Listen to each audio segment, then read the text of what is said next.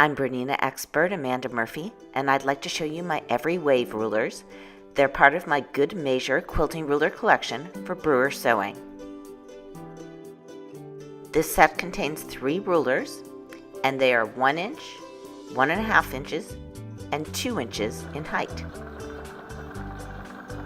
So here I'm quilting on the side of the ruler that has the more gentle wave, and when I get to that little pocket, I move the ruler and I quilt along it again. The center line on the ruler can be used to align the wave right in the center of your sashing, but often after you do one design, you discover how to align the ruler and you don't have to draw the center line anymore. So now I'm using the other side of this ruler to quilt steep waves. So you have to be careful here. You don't want to go off and quilt into space. You want to stay right along the ruler. And that might mean the steeper the wave, the slower you need to go. Okay, when I get to the edge of the quilting area, I'm going to use the straight part of the ruler to travel up to my next row. And I can use the lines of the ruler to ensure that my wavy lines remain parallel to each other. Now I'm going to quilt the next wave. This ruler, like the other rulers in the line, has a non-skid backing and 2 colors of markings. And this is what it looks like.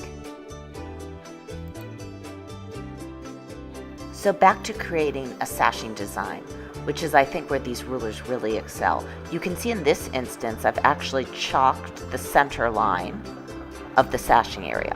And I've chosen a ruler that's going to stitch a 1-inch wave, and that 1 inch, that's a little smaller than the height of the sashing itself. I always like to choose a smaller measurement just so I don't have to be exact and hit the line every time, hit the edge of the sashing every time.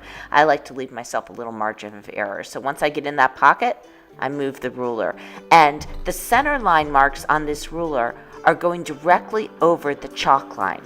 Once you've done a few of these, sometimes you can use other lines on the ruler to reference, and you don't need to mark the center line anymore. Now I could leave this design as is, or I could travel back by offsetting my wave just a little bit to create a ribbon, or I could offset my wave using the lines on the ruler. So right here I'm placing the lines on the ruler right over my previous stitch line, and what I'm going to get is a perfectly offset wave, and that's going to create a petal design. I hope that you've enjoyed learning some of the ways you can use my Every Wave rulers. Again, they're part of my Good Measure quilting ruler line for Brewer sewing.